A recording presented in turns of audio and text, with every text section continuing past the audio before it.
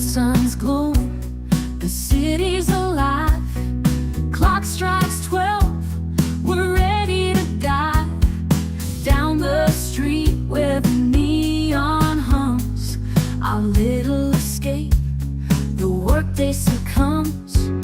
Tables wait, the bar's got that swing. Glasses clink, hear the ice cubes sing. Liquid lunch, pour it smooth, let it flow. Friends round the table where the good times grow. Raise a glass, let the worries slip away. Liquid lunch, we're living for today. There's Troy laughing with his gin and a grin, telling stories about where he's been. Boomer's got whiskey, he's loosening his tie, chasing dreams under a midday sky. The bartender knows us, he's mixing with flair. Every sip's a moment we're happy to share. Liquid lunch, pour it smooth, let it flow. Friends round the table where the good times grow. Raise a glass, let the worries slip away. Liquid lunch, we're living for today. The clock don't matter, we're lost in the vibe. Jazz in the air, feel the soul come alive. From martinis to bourbon, we're riding the wave. Stealing this hour, it's the freedom we crave.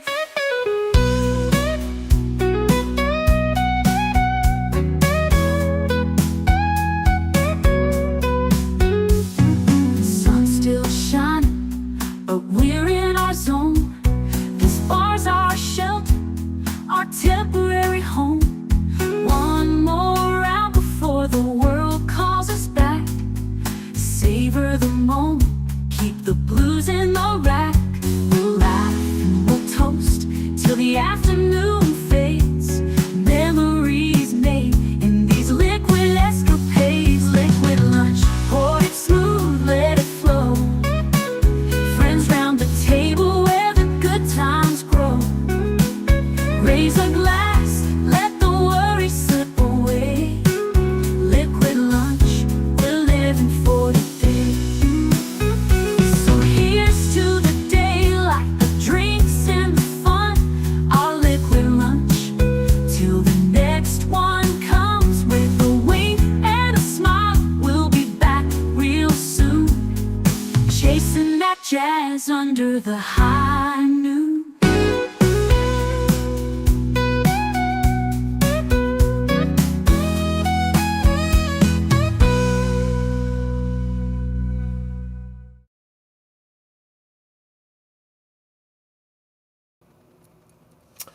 Salut and welcome. I'm glad you guys are all here today with me on this thankful Thursday. I know it's been rough. I know that it can be very difficult to find something to be thankful for, but I aim for my Thursdays to be as positive as possible, and I think that every storm cloud has a silver lining, and it's never as bleak as it appears. We need to acknowledge the storm, but we also need to see the ray of sunshine coming through it as well. I'll get to that in just a second after I say hi to each and every single one of you, starting with Big Al of Big Al Presents, who says, hello, my friends. It's been a difficult time with yesterday's senseless act and today's meaning, but I can be thankful for my friends, family, and my faith. God bless you all.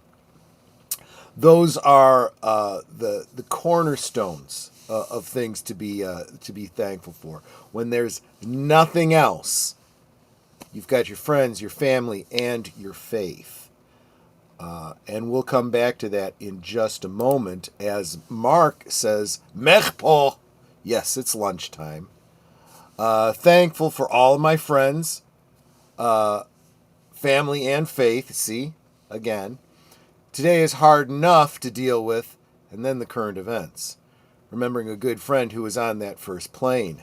Yes, that's right, because this is the anniversary of that attack in, well, it wasn't just New York. It was New York, Pennsylvania, would have been Washington. Jason Fox with 540 Studios. I will be appearing on his show, The Beyond, later this evening. In fact, because the stream I was going to be on, and that I will be on every Thursday after Liquid Lunch, the pop culture archivists, has been canceled today. Jedi Wolf and JoesAtmosfere just weren't up to streaming today. I understand that, but I am going to forward this stream over to Jason Fox's 540 Studios, even though the show won't be for like almost 6 hours. So I don't expect you guys to hang out there for 6 hours, but I'm going to forward you there anyway so that you can hit the like button, so that you can hit the notify, right? Maybe set a reminder for yourself and make sure you subscribe to 540 Studios while you're there. Then you can come back later in the evening. You know, we'll do the Beyond, and then Netter's Network immediately after that. Okay? Rosefire says, thank you, Big Al. Today I do feel a heavy weight on my chest, and I'm trying to process conflicting feelings. This is the place to be. Thank you very much, Rosefire. I anticipate your voice being a bright light on this tough day.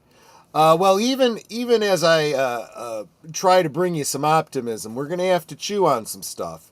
So it's not going to be easy. But I mean, none of us remembers the day that we were born, but we know that was a very, very difficult time. But then on the other side of it, you entered the world, right? Like, share, subscribe, become a member, leave a comment, gift a membership. Thank you very much, Netter of Netter's Network. She says, I am the love of her life, and that is always what I am most thankful for. Thursday and every day. Jonathan Conroy says, hail all, smash the like button, and enjoy the show. Yes, I do hope that you do. I want to say hi to Aged Boomer, who rarely joins us for Liquid Lunch, but he is here today. Boomer, I'm going to co-opt 2 of the articles for Sunday. We will talk about them again on Sunday, but I need them to talk about today as well.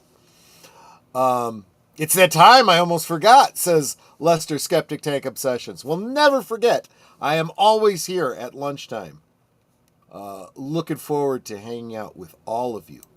Matanui with his customary hi. Good to see you there. Pacific 414. Thank you for being here, my friend. Speak of the devil, you see his horns. JoesAtmosfere. Liquid Lunch, not just recovery from a broken jaw and dental surgery anymore. Yikes. Well, glad you're here. Maybe you do need it to be a Liquid Lunch under those circumstances. Hopla, says Gorilla's Random Thoughts. There you go. Let's see. And co-opt away. He's like, co-opt away. You sent him to me in the first place, right? Yeah. So let's go ahead and get into it. Let's just address what happened yesterday. A very popular voice in the conservative political commentary arena, Charlie Kirk, was assassinated yesterday. He was murdered in cold blood while he was attempting to engage a crowd at a university in Utah. I know a lot of people were hoping he was going to pull through because he was said to be in stable condition when he got to the hospital, but those of us that saw the actual footage knew that, and those who know the protocols for first responders and so forth know that we kind of knew. We kind of knew where this was going. And a lot of people are having a lot of very strong emotions, as you should. If you are a thoughtful, feeling human being, right? Everything from anger to hopelessness. But my goal is to try to bring you some of that hope back. Real quick, I'm going to go ahead and open up my my DMs here. I think Nate had intended me to share this. I wasn't going to do it as a big presentation type of thing or anything. But I do want to read what Nate was sharing because I think it's indicative of where a lot of us are. And I want to help you out with this, okay? I know you have Thankful Thursday every Thursday, but right now, after what happened yesterday with the assassination of, and keep in mind, I'm not going to pull my punches and try to talk around the news speak. I am going to say what happened, and that is very likely to get this stream demonetized. I don't care. This is far more important. And if you stick with me to the end of today's stream, I think you'll understand how strongly I feel about this. With the assassination of Charlie Kirk and seeing how evil and demonic the responses of social media are from that side of the aisle. I am going to temper a bit because I don't want this to become finger pointing at groups. And I'll explain why as we go. Okay? The only thing I can think to be thankful for is that I'm not one of them. I have never been on one political side or the other. I have always been an independent. But right now, I can't imagine me voting for that side of the aisle. They have become a party of demonization. That is true. And it's very important that we don't do that. And by we, I don't mean this side of the aisle. I mean anybody with any humanity and sense. Okay? This is not... I'm going to get into this. This is not as Nate is asserting. I don't believe truly a political divide, even though he speaks of it that way. So again, Nate, I'm going to caution you. Just because you perceive one side to be villainizing your side, don't stoop to that level and do likewise. Okay. They all seem to be whack jobs who want blood. They celebrate when something bad happens to somebody they disagree with. You can't have a decent or reasonable conversation with these individuals. Again, yes, individuals. Let's not paint the whole spectrum here. I mean that party is reverting back to its roots because it was that party that started the KKK. That's right. It was that party that voted for Jim Crow laws. It was that party that started the Civil War. You're absolutely right on that. So in closing, I'm thankful for you guys, my family, and the fact I am of sound mind and body and not like those whack jobs. on that side. Your brother from another mother, Geek Flag with Nate knows, 1973. That's why I want to caution you, okay? It's why I want to caution you to not be like the people that you're talking about, right? We are better than that. I'll be honest, Charlie Kirk was better than that. Everything that he talked about came from the perspective of his Christian faith. And here's the other thing to keep in mind. We do have people that want to silence voices they disagree with. But the ammunition they're using can only stop them from talking. It doesn't silence the message they've already put out there. You better believe that Charlie Kirk's speeches and comments and sound bites are being shared today like crazy. That did not silence his message. It amplified it. It really did. But pay close attention as you see those sound bites going forward. When Charlie would interact with people and engage them in debate, he never did it from a place of anger or hatred, or he didn't look down his nose at people. He didn't try to make them look foolish. He would tear apart their arguments, their rhetorical arguments, with logic, reason, and facts. And he made a lot of people think. He turned a lot of people, as you say, on that side of the aisle, turned them around, made them think differently. That's what was so scary about him. The people that are really trying to bring about change, that really can influence people to think differently, think better.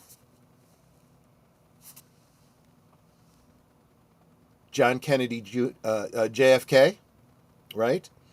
Martin Luther King, Jesus Christ. These are people that preached peace, finding common ground, and they were killed for it. Charlie Kirk too. So, as Scripture says, in your anger, do not sin. Okay? It is absolutely right to have a righteous indignation about this, but don't fall to the same sin, right? Times like this make you realize how fortunate it is to be alive. Life can be bitter, but also a wonderful blessing, enriched when you share it with loved ones. And I'm going to go back to what I said a couple weeks back when I was talking about Evelyn and being thankful for what we've lost. Because we are not immortal. We will not live forever. There will be a time when I'm gone, right? Kind of hoping it's not going to be for a long time, but it will happen. But you're thankful for the time that you have. Whether it's, 30 some years like Charlie Kirk, 50 plus years like myself, we need to be thankful for the sadness we feel when we lose somebody tells us that they were valuable to us, and that value deserves our gratitude. Let's see. Civil discourse is what was attacked yesterday. The person who did this couldn't out-debate Charlie, decided to silence him. He failed. He created thousands more Charlie Kirks. Put a pin in that, Joe, and I hope you do stay with me to the end of today's stream, because I'm really going to underscore that in a big way in the second half of the show. But I want to bring you a couple white pills, okay? Nate was really upset by things that were being said online. There are people that are taking joy in this assassination, and I think anybody of sound mind and reason and humanity realizes that's wrong, right? I felt the same way when people were happy that Rush Limbaugh passed away. Look, there is nobody that I will take any joy in, that I disagree with, that I dislike, that I will take pleasure in and celebrate their death. At most, I will go, oh, okay. That's how I reacted when my father died. I just didn't care. I had no care at all. People die every day, and there are some people that impact your life that after a certain point you remove yourself from them, and you care as much about them as a complete stranger you've never heard of before. And that's how I felt when my father died. I didn't celebrate his death. I didn't cheer. Oh well. There are some other people that one particular celebrity that I know who is battling cancer right now, and she will eventually pass away, and I will be like, oh well. I won't even send an article to Aged Boomer to talk about on Geeky Geezers because she doesn't deserve it. But I won't celebrate and cheer for her death because that's just inhuman. That's just inhuman, you know? Jason Fox says, anyone celebrating this is nothing more than a ghoul without a soul. It makes me sick. That is actually the perfect pivot to exactly what I'm, the white pills that I want to bring to you right now. So there were two incidents that I saw of no. I hate that it brings up this when I haven't shared my screen yet. Let me share this. Here we go. So we'll start with Matthew Dowd of MSNBC. He made some comments and was immediately terminated by MSNBC. Let me repeat that. He made some very, let's just call them unfortunate statements. And MSNBC fired him over it. MSNBC. Can you imagine this happening a year ago? At the most you would expect from MSNBC is they would ignore it, right? Let's get into this. There's the man. Remember that face. Political analyst Matthew Dowd has been fired from MSNBC after his comments about the death of conservative activist Charlie Kirk, according to a new network source. And first, I will point out, Variety has a bias, right? And it kind of comes through by calling him a conservative activist, but it's not untrue. Charlie Kirk was an activist. He started Turning Point USA specifically for the purpose of reintroducing rational discourse to universities where they have been completely silenced. Angelus, welcome, by the way. How do you deal with those who think they take the moral high ground when they say by caring about Charlie Kirk means you don't care about Colorado and those caught in the middle in Ukraine and Palestine? I don't want to dig that far into the weeds about it. I would encourage anyone who's going to engage anyone else in discourse to study the way Charlie Kirk engaged in debate. be informed, fully understand the topic you are discussing, fully understand your own position on it, and fully understand the position of the person speaking to you. So listen to them, okay? That's what I would always encourage. And always be prepared to engage with somebody, whether they agree with you or not, if they are willing to engage in good faith. If they're just looking to shout you down and yell at you and preach at you, and there's no reason for you to engage. That makes as much sense as debating with a brick wall, right?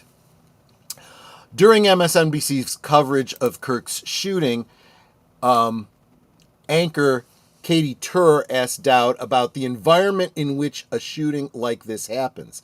Dowd responded with the following about Kirk. He's been one of the most divisive, especially divisive younger figures in this, who is constantly sort of pushing this sort of hate speech or sort of aimed at certain groups. And I also go back to hateful thoughts led to hateful words, which then led to hateful actions. And I think that is the environment we are in. We can't stop with these sort of awful thoughts you have, and then saying these awful words and not expect awful actions to take place. And that's the unfortunate environment we're in. Those are deplorable statements. Absolutely deplorable. You say something, let's be honest about what that says. I don't like what he said, therefore he deserves to die. That is literally what these words say. That is literally what these words say. And he's literally justifying the murdering of a man because they didn't agree with what he had to say. And anytime you see somebody say, hateful words, really, what has he ever said that was hateful? See, this is what I'm talking about, the discourse, right? You need to be prepared to ask these questions. He said hateful things. What did he say that was hateful? You need to defend that statement that he said something hateful, because otherwise it's slander, which is what it is. Yeah, I'm capable of sound advice from time to time. I do try. Out of all the stuff MSNBC has said over the decade, and that is what someone is fired for, wait for it. Just wait for it, right? The remark sparked outrage across social media, and MSNBC President Rebecca Kutler issued an apology in response. She slammed Dow's comments as inappropriate, insensitive, and unacceptable. Again, this is coming from MSNBC. Who would have thought a year ago that we'd be hearing something like this? We apologize for his statements, as has he, Cutler said in a statement shared to the MSNBC Public Relations X account. There is no place for violence in America, political or otherwise. Absolutely. Abso-friggin-lutely. And if you're going to say that Charlie Kirk was hateful, and you're going to try to take the high ground and then say this is acceptable, you totally give up the high ground. You totally give up the high ground. Because you're taking the stance of murder over. I'll take hate speech over murder any day. Right? If we're gonna, put these things on levels. Dowd issued his own apologies for his commentary on his Blue Sky account. Yeah, right. Where nobody saw it except the people that said you shouldn't apologize for it because they agree with you. He wrote, I apologize for my tone and words. Let me be clear, I in no way intended for my comments to blame Kirk for this horrendous attack. Let us all come together and condemn violence of any kind. Yeah, that's not what you said, though.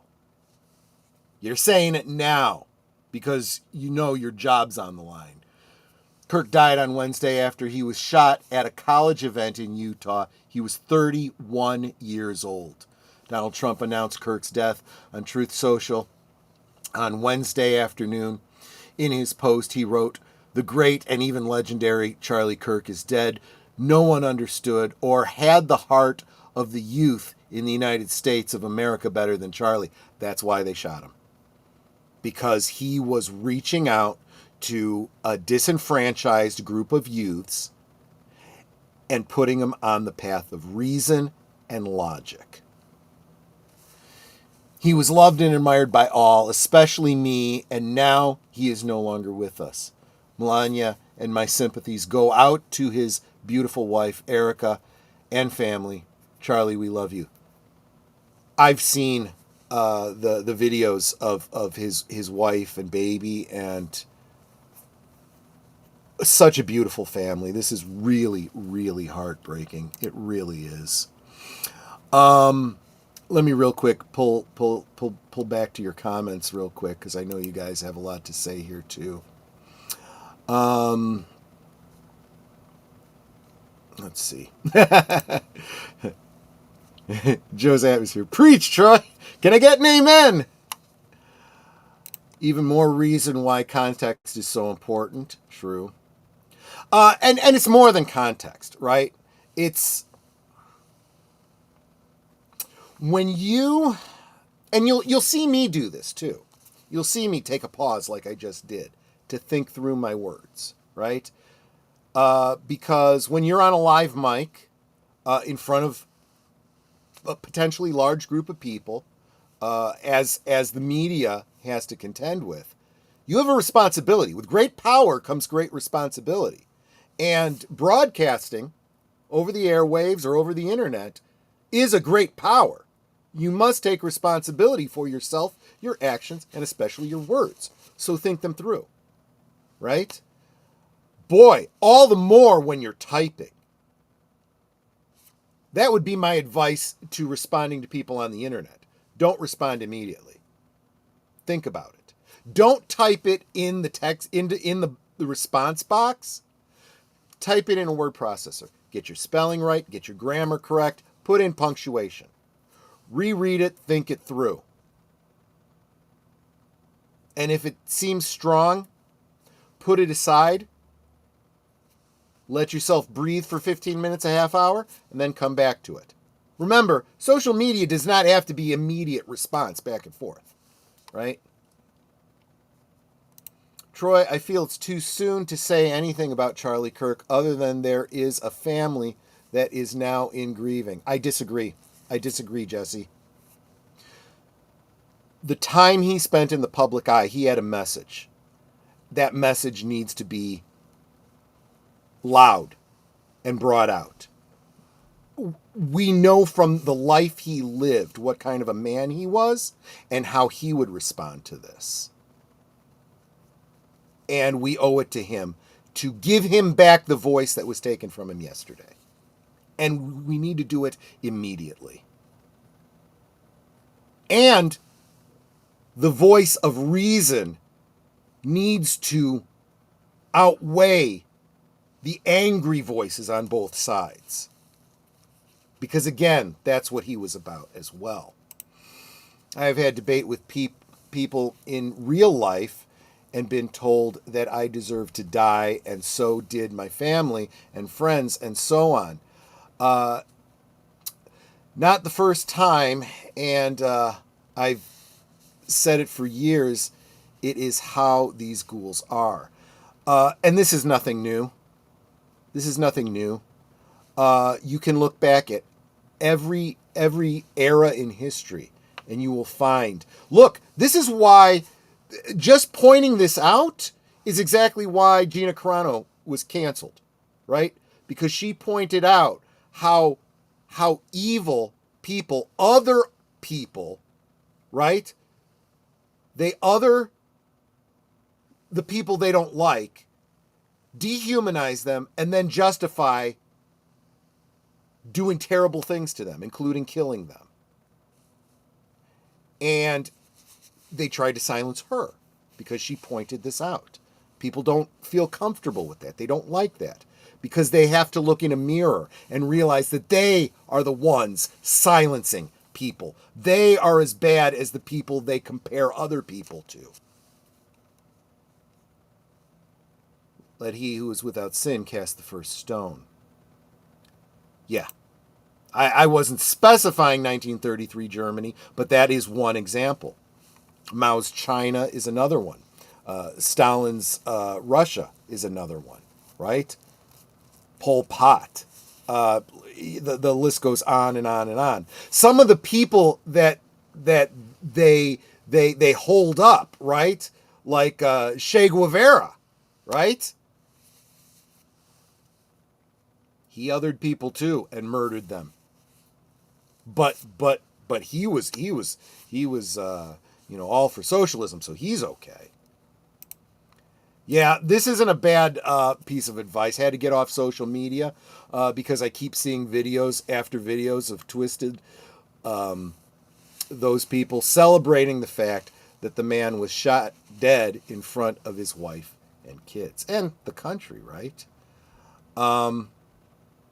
And they call themselves the tolerant ones. Well, I'm forgetting the name of the liberal commentator from the Young Turks came out and said, "Look, we're supposed to be the passionate, progressive, tolerant ones. We should not be, pleased at anyone's death." And I commented back to him, and I'm like, "You might want to reevaluate what the modern left is."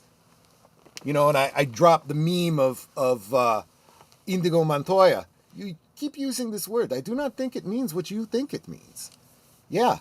The modern left is not by any means tolerant. And those that think that need to understand the Overton window has moved. You're now, to them, a right-winger. Right?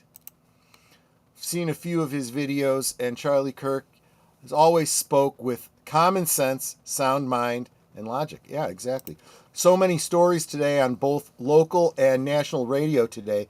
Commenters remarking about how their kids may have been affected more than they were. Yeah. That's saying something, right? And saying something about them, actually. Also, social media can be forever. Be careful what you post. That's a great point. National radio host said several of his son's high school class honored him by wearing jackets and ties. I would say that that's the kind of thing that people should be doing in schools regardless. But yes, I hope that trend remains. Saying hi to each other. I appreciate seeing that. That's encouraging to me. There's a reason why Tulsi Gabbard left the party. That's right. And RFK, too. RFK Jr. Yeah. So let me get to the next article that I have here today. This is another example of someone losing their job because they were meat-headed, right? Oops, did I just press the wrong button? That's what I guess I meant to do. DC immediately cancels new Red Hood series after writer publicly mocks fatal shooting of Charlie Kirk. It looks like it's back to the grave for Jason Todd, as thanks to writer Gretchen Felker Martin, meeting the news of Turning Point USA founder Charlie Kirk's recent shooting with mockery, DC has canceled their new Red Hood series after just one issue. Now I haven't read this article yet, so I don't know how far they get into it. I know this comic itself had some issues. If she hadn't said anything, if the Charlie Kirk thing hadn't happened at all, they still had problems. While the situation is still unfolding, what's currently known about the recent attempt on the political pundit's life, which was successful as it turns out, is that at 12:20 on September the 10th, while speaking at Utah Valley University campus in the first stop of his American comeback, Kirk was suddenly hit in the neck from a distance, they're saying about 200 yards, a single bullet fired by an as of yet unidentified and still at large individual. Immediately collapsing into a geyser of blood, Kirk was immediately rushed to a nearby Timpanogos Regional Hospital for emergency treatment. While we refrain from sharing the graphic footage with unassuming readers, in the intent of journalistic integrity and seeing as how the event is a matter of public record, those wishing to witness the event can view various angles of the event here, but be warned, viewers' discretion is absolutely advised. This is literally the moment before he was shot in the neck. And if they are saying he survived to the hospital, I will take them at their word, but I have my doubts about that. Roughly 2 hours later, Kirk passed away as a result of his injuries, his death personally confirmed by U.S. President Donald Trump via his Truth Social account. The great and legendary Charlie Kirk is dead, wrote Kirk. No one understood or had the heart of the youth in the United States of America better than Charlie Kirk. He was loved and admired by all, especially me, and now he is no longer with us. Melania and my sympathies go out to his beautiful wife, Erica, and his family. Charlie, we love you. However, it was in the short window between Kirk's shooting and the confirmation of his death that Felker Martin would torpedo the one-time Robbins solo career before it could even get off the ground. Taking to her personal Blue Sky account within the hour, the Red Hood Volume 2 writer responded to the news with the firm declaration, "Thoughts and prayers, you Nazi bitch." Hope the bullet's okay after touching Charlie Kirk. As a side note, when I saw this comment shared on social media, I shared it myself, tagging Warner Brothers and DC Comics and saying, is this acceptable to you? Just want to know. And I'm sure all of your readers want to know. Now, I'm not saying they even saw that. I am not saying that my comment specifically resulted in their taking action. But I'm sure it was one of many that caused them to take notice. Though Felker Martin's message was quickly deleted thanks to her account being handed an official suspension, the damage to her mainstream comic book career was already done, as later that evening, comic book stores received a message from DC informing them that not only was Red Hood Volume 2 officially canceled, the same day its first issue hit shelves, no less, but they would be offering full refunds via credit for not just their remaining stock, but that which had already been sold. Wow. As shared to the public by Pop vs. Graham McMillan, DC Comics cancels existing orders for Red Hood Volume 2, Number 2, and Red Hood Volume 2, Number 3, and any orders for future issues of the series. DC Comics will credit retailers for all invoiced copies of Red Hood Volume 2, Number 1, inclusive of copies that may have been already sold. Pressed by McMillan as the specific reason for the book's cancellation, the publisher declined to either provide specifics or name Felker Martin, instead pinning the blame on the apparent issue regarding DC's social media policy. At DC Comics, we place the highest value on our creators and community and affirm the right to peaceful, individual expression of personal viewpoints. Posts of public comments that can be viewed as promoting hostility or violence are inconsistent with DC's standard of conduct. Imagine that! Imagine that! That just sounds too reasonable for a company like this. Can you imagine, this company doing that a year ago? As a publication, neither Felker, Martin, who notably considered it a point of pride that they purposefully avoided reading any previous Jason, excuse me, let me fix your typo. She purposely avoided reading any previous Jason Todd stories before tackling his latest solo outing. I notice they use they for her, but they don't use they for Jason Todd, him. Because how the hell would we know who they're talking about? When you say they, you're talking about more than one person, you stupid morons. Nor series artist Jeff Spokes, who offered any public comment regarding DC's sudden cancellation. So there you go. And then we get into people's comments. But I will point out as well that I do know that there was content within the magazine that was already getting people upset. So there were issues there. And look, I'm not trying to give an attaboy to DC Comics for this. They hired someone that they knew was problematic. Let's just put it that way. And I heard somebody, or I engaged someone in social media the other day who's like, well, where do you draw the line at firing people over ideology? This is not about ideology. This is about promoting violence. This is about literally taking joy in someone's death. That's not a political ideology. That is full-on hate. And that has no place in any business. There's no place in any business, at least no legal business. Let's be honest there.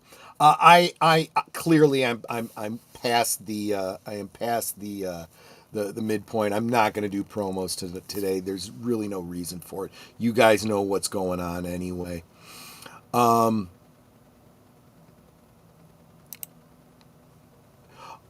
I see. Okay.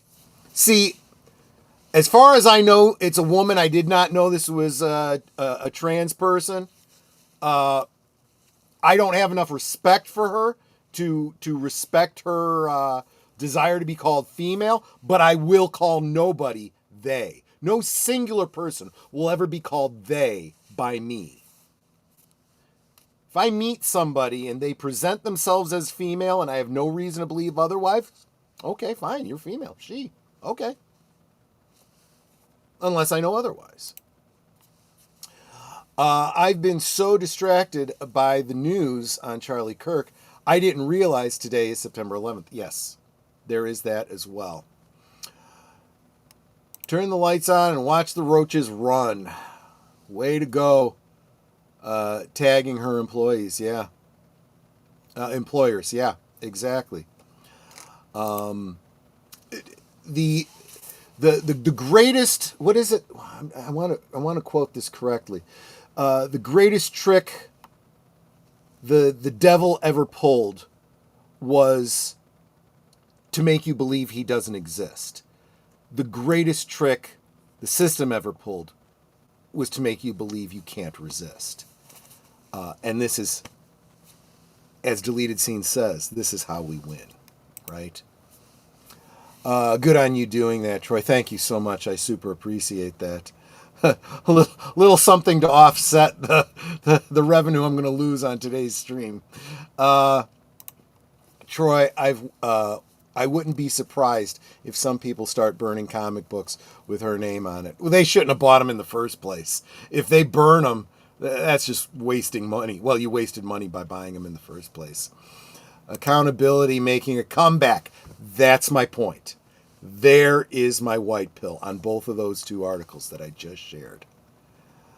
And Joe's Atmosphere celebrates 3 months of membership. Accountability making a comeback. There is hope after all. That's the point I'm trying to bring to you is hope. Let's see here. I wonder, after all the current backlash, if shows like The View are reining in their hosts. The View may not make it another season. We'll see. Welcome, Leia Plus Size. DC and Marvel let creators like that woman write for them. I mean, the hate was in what they wrote. One reason why comics are dying today. Yes, I agree. But this article here should let you know that they are now realizing what they've done, and they are making moves to correct it. The writer was actually a guy. Yeah. I only heard it last night and only thought was, who even is that? Oh, this weirdo comic book writer. Yeah. Because that's really the state of where comics are these days. Did DMU of a senior dev in the gaming company about this, so that game is really dead on arrival now. Good. A lot of fodder for the geezers to discuss moving forward, and we will find out how Warner Brothers DC will be addressing these issues. Absolutely.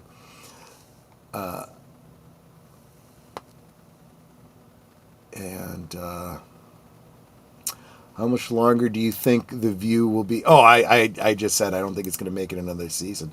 Maybe YouTube hid my earlier comment. Very likely, Sin, if you want to, let me scroll back real quick and see if I can find it. And it's not YouTube. I'm looking in the platform. So usually, even when YouTube hides something, it shows up here, and I did not see it. But this is not the first time. So please drop your comment again. Well, I'm sorry, Matanui, you're just not engaged. Sorry, you're not paying attention. The Ghost of Yoti thing, yeah. Good luck selling copies of that now. Yeah, exactly.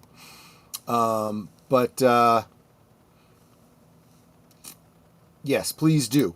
Because I want to go to one last thing today. Oops. Didn't mean to bring it up, actually. And I can stop sharing my screen. I wanted to bring up one last thing. This was almost word for word. I have edited this a bit, but this was a comment that I saw by the redheaded libertarian on X. I have a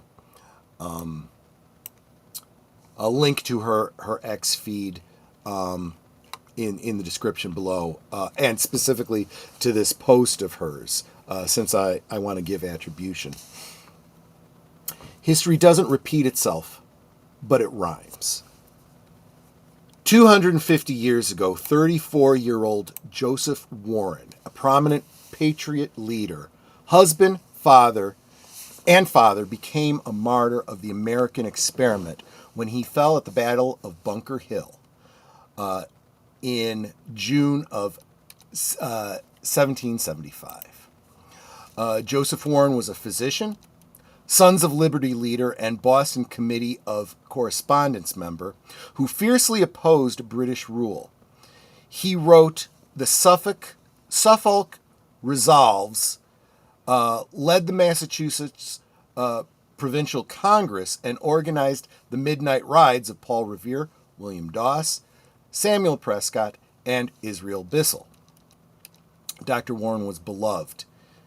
He was a gifted orator, selfless and fearless. That day he insisted on fighting in the trenches rather than on the hill overseeing the men. So despite his rank, he fought as a private. But Joseph Warren was recognized by the soulless redcoats, and for simply being who he was brutally killed in cold blood, shot in the head, his body desecrated and buried in a shallow grave. A British officer celebrated, gloating, "We stuffed the scoundrel with another rebel into one hole, and there he and his seditious principles may remain." Dr. Joseph Warren was the one with the bright future, and everybody wondered who he would become. Charlie Kirk, you are our Joseph Warren. Now, Joseph Warren had a loyal friend who for 8 months searched for him, ID'd his body, gave him a proper burial, named his child after him, and never ever let the world forget the legacy of his amazing friend, Dr. Joseph Warren. That man was Paul Revere. Today we are Paul Revere, and we carry the message of Charlie Kirk. The Redcoats are here. Sin said, I've known of Charlie Kirk for years. The day before yesterday, I'd been watching some of his short videos. This whole thing is insane. It absolutely is. And the sooner we recognize that and call it what it is, and do not allow ourselves to be silenced. Again, quoting deleted scenes, this is how we win. This is how Charlie Kirk wins. Never forget, never surrender, hold the line. Thank you so much for sharing Liquid Lunch with me today. I will be on Jason Fox's 540 Studios later this evening and Netters Network after that. Salute. Take care, everyone. Goodbye. Hope to see you again real soon.